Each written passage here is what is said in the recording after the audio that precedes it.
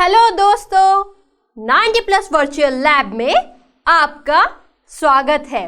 शुरू करने से पहले मैं आपसे एक सवाल पूछना चाहती हूँ। क्या पौधों के उपयोग के लिए पानी निरंतर प्रदान करना संभव है? बिल्कुल नहीं। तो इसका समाधान क्या है, मैं आपको बताती हूँ। इसके लिए पौधे पहले कोशिका क्रिया यानी कैपिलरी एक्शन द्वारा मिट्टी से पानी को अवशोषित करते हैं और फिर इस पानी को स्टोर करते हैं। इस पानी की आवश्यकता पौधों को विभिन्न कार्य संपन्न करने के लिए होती है ना? लेकिन सबसे इंपॉर्टेंट फैक्टर यह है कि विभिन्न प्रकार की मिट्टी में अलग अलग मात्रा में जल को धारण करने की क्षमता होती है। तो जाहिर सी बात है कि पौधों में पानी को अवशोषित करने की क्षमता यह मिट्टी में जल धारण करने की क्षमता पर निर्भर करता है जिसमें वह वृद्धि कर रहा है। और अलग अलग पौधों के लिए मिट्टी के विशिष्ट प्रकार भी होते हैं। तो आइए इस बारे में और जानने के लिए हम अपना नया प्रयोग शुरू करेंगे जिसमें हम विभिन्न प्रकार की मिट्टी की जल धारण करने की क्षमता का पता लगाते हैं। तो आइए देखें कि इस प्रयोग के लिए हमें किन किन आवश्यक सामग्रियों की आवश्यकता है। तो चलिए देखते हैं। बगीचे की मिट्टी यानी गार्डन सॉइल, सड़क किनारे की मिट्टी यानी road side soil, measuring cylinder, funnel, spatula, watch glass, weighing balance, beaker, filter paper और अवन। तो प्रयोग के लिए इस्तेमाल किए जाने वाली सभी आवश्यक सामग्रियां हमारे पास तैयार है। तो चलिए शुरू करते हैं।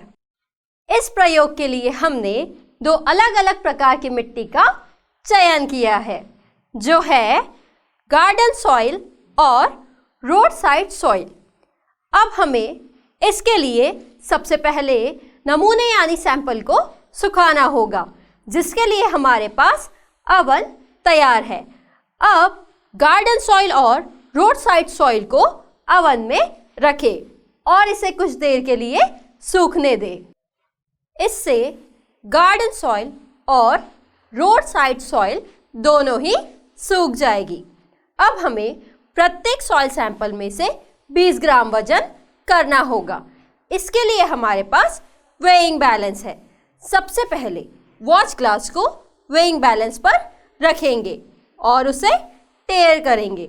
उसके बाद स्पैचुला की मदद से गार्डन सॉइल को वॉच ग्लास पर रखेंगे। ये गार्डन सॉइल 20 ग्राम होनी चाहिए।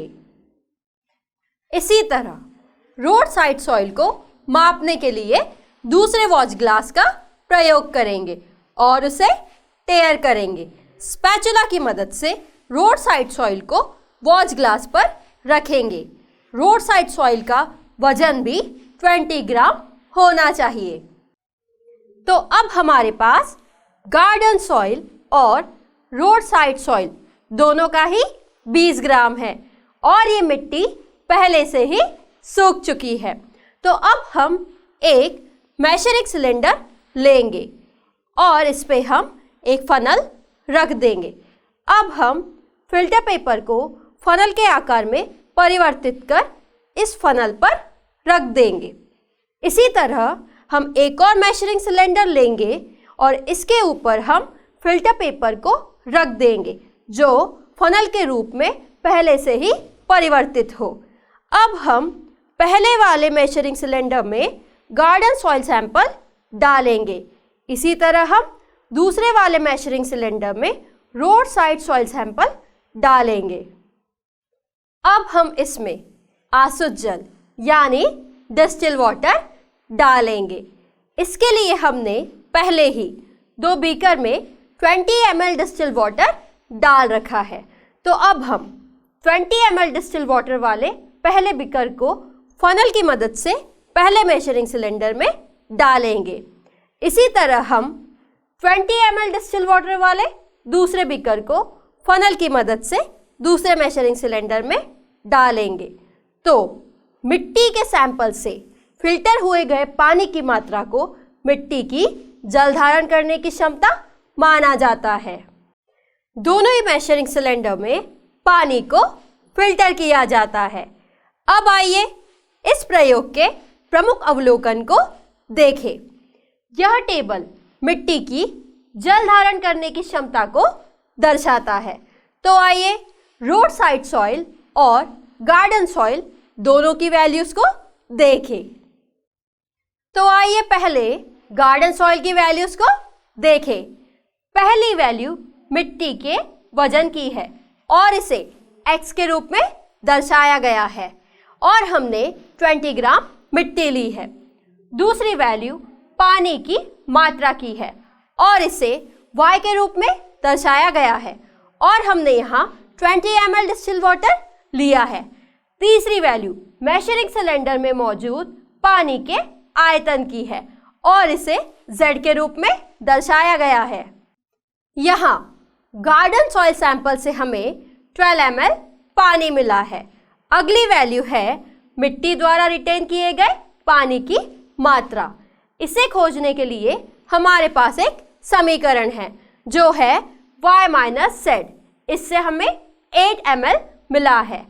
अब देखते हैं कि इन सभी वैल्यूज से हम मिट्टी की जल धारण करने की क्षमता को कैसे प्राप्त कर सकते हैं। इसके लिए हमें एक समीकरण की जरूरत है जो है y-z divided by x into 100। वहाँ है 8 डिवाइडेड बाय 20 इंटू 100 जिससे हमें 40% मिला है। मिट्टी की जल धारण करने की क्षमता को प्रतिशत के रूप में दर्शाया जा सकता है। तो चलिए रोड साइड सॉइल के नमूने की वैल्यू को देखते हैं। मिट्टी के नमूने का वजन 20 ग्राम मिला है। डाले गए पानी का आयतन 20 ml मिला है। मेजरिंग सिलेंडर में मौजूद पानी का आयतन 15 ml मिला है। मिट्टी में रुके हुए पानी की मात्रा 5 ml मिली है। अब हम पहले इस्तेमाल किए गए समीकरण का उपयोग कर मिट्टी की जल धारण करने की क्षमता का पता लगा सकते हैं जो है y-z अपॉन x इंटू 100 जो है 5 डिवाइडेड बाय 20 इंटू 100। हमें इससे 25% मिला है। इससे हमें यह पता चलता है कि गार्डन सॉइल में रोड साइड सॉइल की तुलना में अधिक जल धारण करने की क्षमता होती है और सड़क किनारे की मिट्टी में रेत और सिल्ट होते हैं। इस प्रयोग से हमने सीखा कि विभिन्न प्रकार की मिट्टी की जल धारण करने की क्षमता का पता कैसे लगाया जा सकता है और अब हम जान चुके हैं कि विभिन्न प्रकार की मिट्टी की जल धारण करने की क्षमता कितनी होती है। तो हमारा प्रयोग यही समाप्त होता है। धन्यवाद।